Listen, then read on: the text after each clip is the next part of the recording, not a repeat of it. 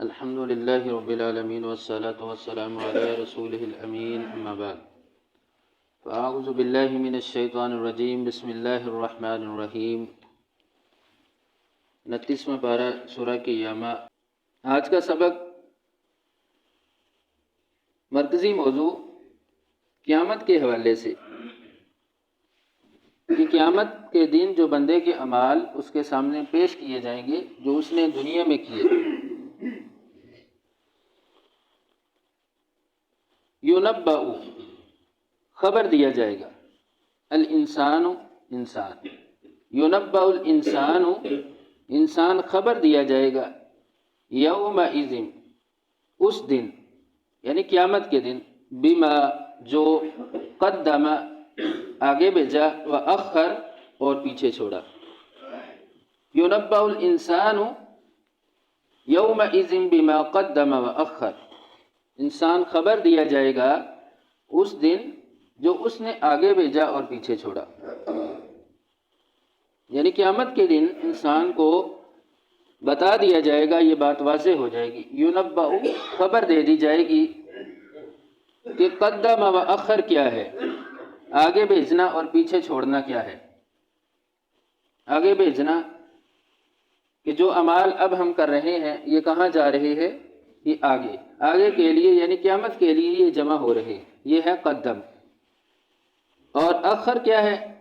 کہ اپنے پیچھے چھوڑنا، بندہ ختم ہو جائے تو قدم کا معاملہ ختم یعنی آگے بھیجنے کا معاملہ ختم ہو گیا، پھر اس کے معاملات پیچھے رہ گئے کہ دنیا میں اس نے کیا کیا، اپنے پیچھے کیا چھوڑ کے آیا۔ رسول اللہ صلی اللہ علیہ وسلم نے فرمایا کہ کوئی شخص اسلام کے اندر نیکی کو جاری کرتا ہے، یعنی نیکی کا کام شروع کرتا ہے، تو اس بندے کو بھی برابر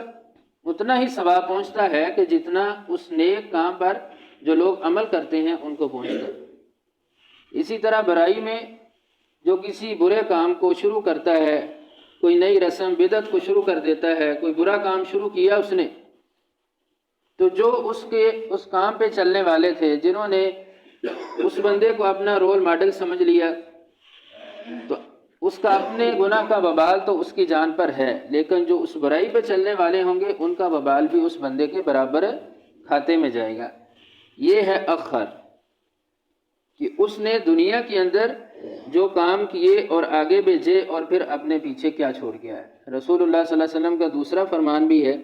آپ نے فرمایا کہ بندہ جب دنیا سے کٹ جاتا ہے، اس کی موت واقع ہوتی ہے،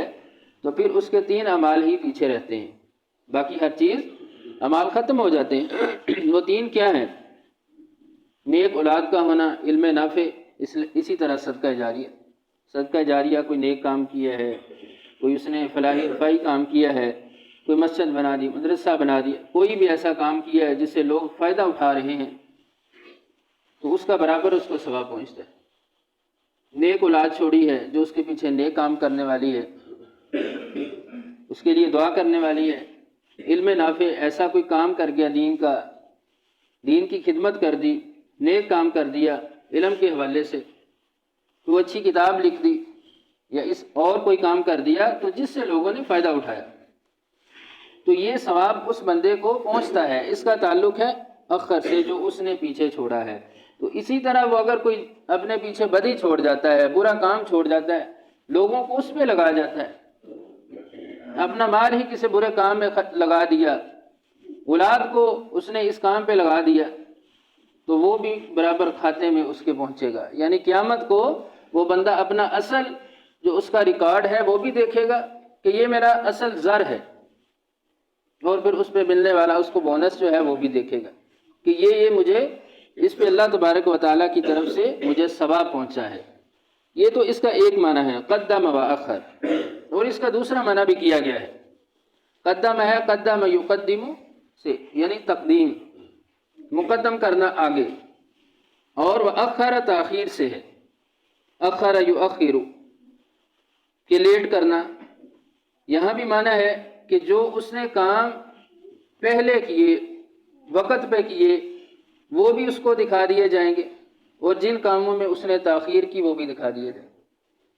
یعنی پہلے کیے جانے والے کام وہ بھی اس کے سامنے واضح ہوں گے، اور جن کے بارے میں وہ تاخیر کرتا تھا، کر لیں گے کل کو کر لیں گے، پھر کر لیں گے، ابھی بڑا وقت ہے پھر کر لیں گے، یعنی تاخیر کرتا رہا، ابھی نہیں تو کبھی نہیں۔ جن کاموں کو چھوڑ دیا، جس کو اس نے مؤخر کر دیا، پوسٹ پون کر دیا، تو وہ کام پھر رہ جاتے ہیں۔ بہت کم چانس ہیں کہ جو نیکی چھوڑی ہے کہ پھر کروں گا، کل کر لوں گا، یا ابھی وقت ہے تھوڑی دیر بعد کر لوں گا،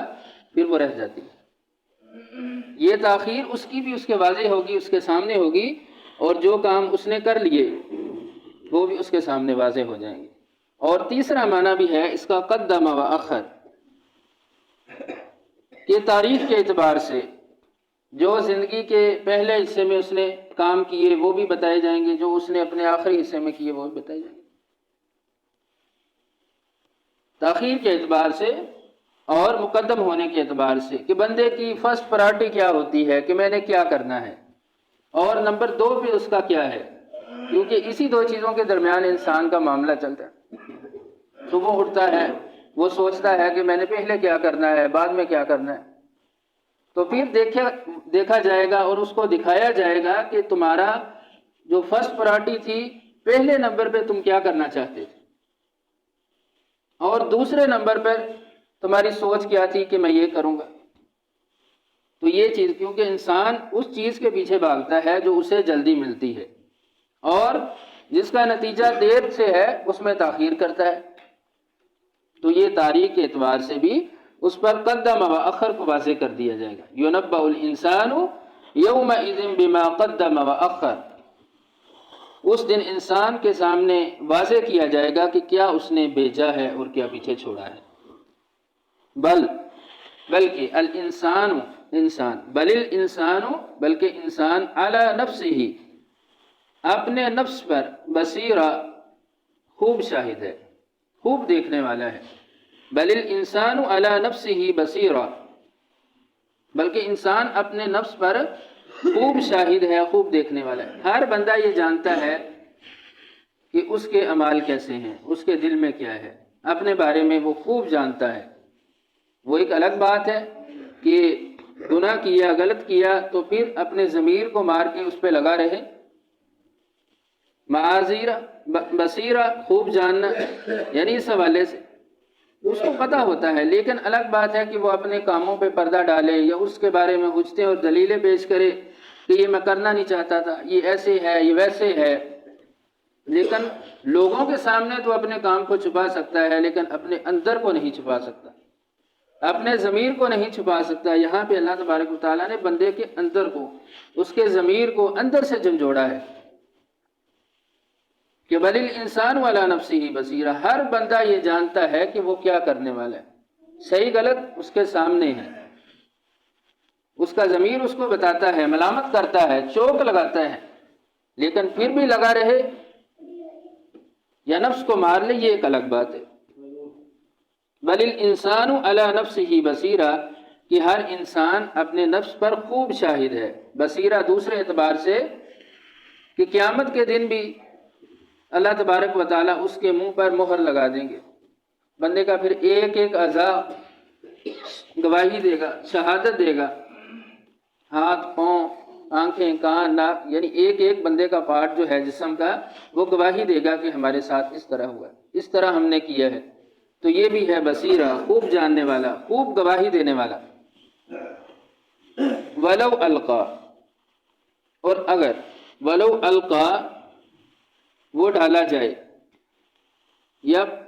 بنائے، معاذیرہ، معذرتیں، بہانے، ولو القا معاذیرہ، اگرچہ وہ معذرتیں پیش کرے یا بہانے بنائے، کہ جو بندہ کوئی کام کرتا ہے تو اس پہ پھر وہ دلیلیں پیش کرتا ہے، بہانے تراشتا ہے، 20 اس کے پاس دلائل ہیں، اس کو چھپانے کی کوشش کرتا ہے، اس کو ماننے کے لیے تیار نہیں، اس پہ اس کی انا مجروح ہوتی ہے، تو دنیا میں بھی وہ ایسے ہی کرتا ہے، تو قیامت کے دن بھی معاذیرہ اس پہ پوچھتے ہیں، دلیلیں پیش کرنے کی کوشش کرے گا، چھپائے گا کہ میں نے یہ گناہ اس وجہ سے نہیں کیے، اس وجہ سے ہو گئے، فلاں وجہ بن گئی، فلاں میرا مسئلہ بن گیا، اس وجہ، یعنی سوچ وہ دلیلیں پیش کرے گا، 20 اس کے پاس حجتیں ہوں گی۔ وَأَلْقَى مَعَاذِيرَ، معاذیرہ کہتے ہیں کہ کسی چیز پہ پردہ ڈالنا۔ دنیا میں بھی لوگوں سے تو پردہ ڈال سکتا ہے، لیکن قیامت کے دن کیسے ڈالے گا؟ اپنے اعمال پہ کیسے ان کو چھپائے گا؟ وہ کوشش تو پوری کرے گا جس طرح دنیا میں کرتا رہا، یعنی اپنی کمزوریاں، اپنے اعمال کی کوتاہیاں وہ دوسروں کے کھاتے میں ڈالنے کی کوشش کرتا رہا، اس پہ 100 مسائل اور دلیلیں پیش کرتا رہا، لیکن قیامت کو وہ نہیں کر سکے گا، نہیں چھپا سکے گا، یہ ساری چیزیں اس کے سامنے ہوں گی۔ وَأَلْقَى مَعَاذِيرَ، اللہ تعالیٰ اس کے بہانے، اس کی حجتیں اور اس کے وہ دلائل اس کو واضح کر دیں گے۔ کس طرح کہ اس کے منہ پہ مہر لگ جائے گی، زبان بند ہو جائے گی، پھر ایک ایک اعضاء اس کے جسم کا وہ بول کر بتائے گا کہ اس نے کیا کیا ہے، ہم کیا کرنے والے تھے۔ یہ ہے قیامت کا ذکر۔ ان آیات میں اللہ تبارک و تعالیٰ نے بندے کو جھنجھوڑا ہے، اس کے اعمال کو، اس کو اندر سے، کہ اپنے اندر کو تم نہیں چھپا سکتے، ظاہر کو تو چھپا لو گے، اس لیے اپنے ساتھ مخلص ہو جاؤ، خالص ہو کے اللہ تعالیٰ کے لیے عمل کرو۔ اس سے آگے رسول اللہ صلی اللہ علیہ وسلم پر وحی کا سلسلہ، نزول وحی کا موضوع شروع ہو گیا ہے، تو وہ ہمارا اگلا سبق ہوگا۔ سبحان ربک رب العزۃ عما یصفون وسلام علی المرسلین والحمد للہ رب العالمین۔